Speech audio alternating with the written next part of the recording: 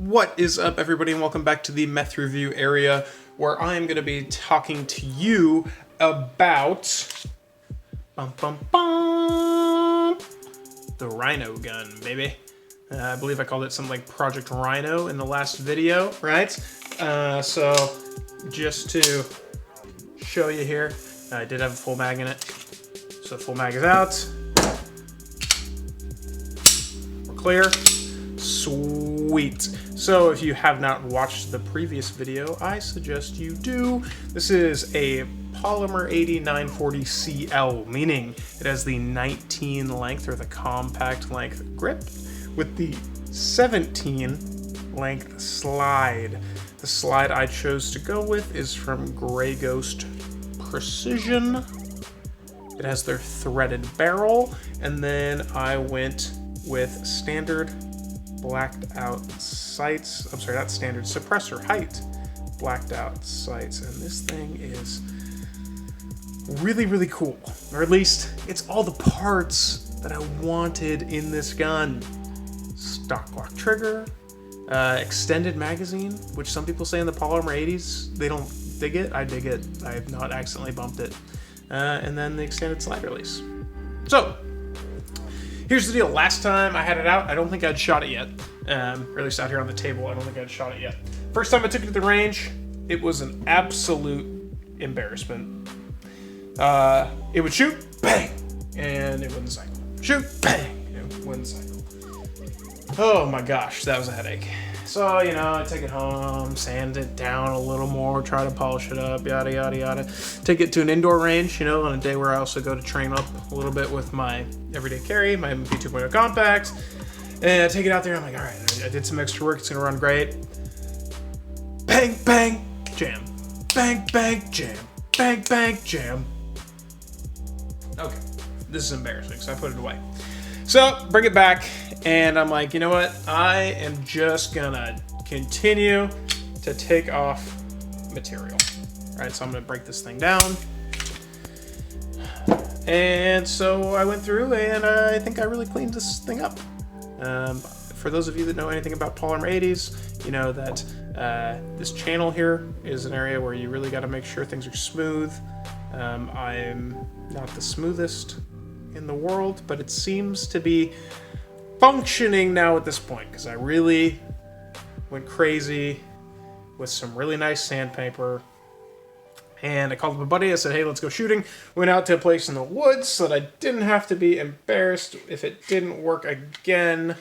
And sure enough, it ran, I'm gonna say, decently. Was it a dream gun? Can I trust it with my life yet? Nope, not a chance. Not a freaking chance. Do I wish it was? Absolutely. Absolutely. So why can I not trust it with my life yet? Well, we put about 100 rounds through it, and I had 4 total failures.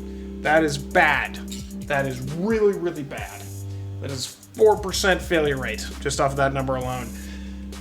Well, what were the failures, you ask? I'm so glad you asked. The failures all came from this magazine.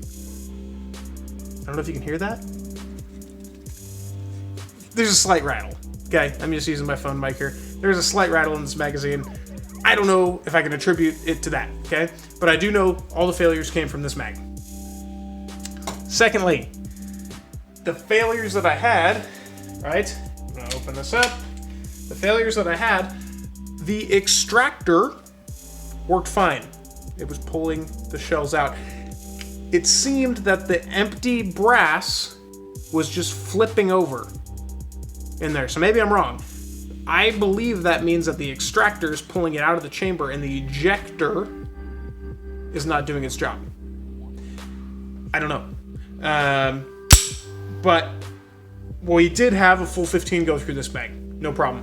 Looked really good, actually, with a really standard ejection pattern.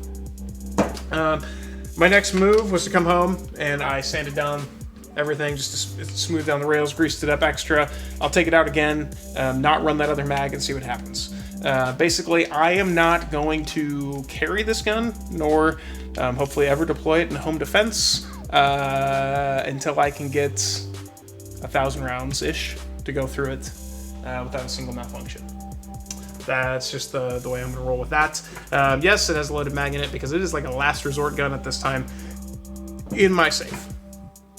Right? This is my go-to. Anyway, what do I think about the Polymer 80 PF940CL? I think this is freaking perfect. Okay? The grip texture on Polymer 80s is fantastic. Okay? M&P 2.0 got it right? Standard Glocks, they don't have it right. M&P 2.0 has it right. Like, that thing's not going anywhere. Blood, sweat, whatever's coming out of your hands, the gun's not, okay? But this still locks your hand in really well, but you can tell it's just not near as aggressive. Second of all, the extra sight radius, oh my god. Oh my god, people say, oh, there's not that big of a difference between 19 and 17. Yeah, there is. Yeah, there frickin' is, okay? And honestly, it shoots smoother. When this thing cycles fine, it shoots smoother. Sights stay on target better, period. Right? You'll notice that the red dot sight is no longer on there. Maybe you didn't even see it last time when the red dot was on. Yes, I do have a hollow sun for this. I took it off because I was worried about how the hollow sun's weight was interfering with how the slide and the gun was working. So currently that 507C is placed on an AR build that you will see someday soon. So now that I've made you wait long enough, some thoughts on building a Polymer 80. So here's what you need to know. Yes, it is not that difficult. Did I seem to mess it up a little bit? Yes. I was kind of hurrying myself and rushing. I just wanted to get it done. That's the kind of person I am. I'm a hurry up and get it done kind of person. It doesn't pay off. Okay? Take your time. Really sand down those extra tabs. Make sure your rails are nice and smooth. Make sure you apply plenty of grease. Okay. Second of all, maybe don't go with the cool looking aftermarket slides like Grey Ghost. I still think they make a good product. Not saying it's bad, just saying the loose tolerances of like Glock parts that the Polymer 80 is designed to use, I think maybe adds to kind of the tolerance stacking issue here with this particular firearm. I'm really excited to see how I can continue to use it here. Jeez, camera's a little off here, huh? Oh, look, you can see the tripod now. Jeez, this is low-rate YouTube. Go ahead and give me a thumbs down, LOL. Just if you thought that was funny, give me a thumbs up and comment below. Anyway, Polymer 80, 940CL, I think it's the best offering in their lineup, hands down. Unless you just want to go with the full size. The full size is probably better. If you really want a gun just straight out of the box, ready to carry, just buy a Glock 19 and learn how to shoot it.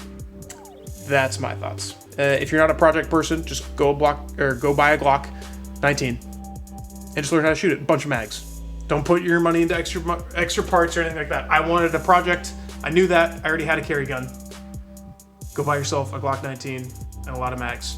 Okay? If you really want to build something, build the CL or build the full size. That's my thoughts. That's review. Signing off. Thanks, guys. Please leave comments. Give me a thumbs up down below. I would appreciate it. More content coming soon. #quarantine.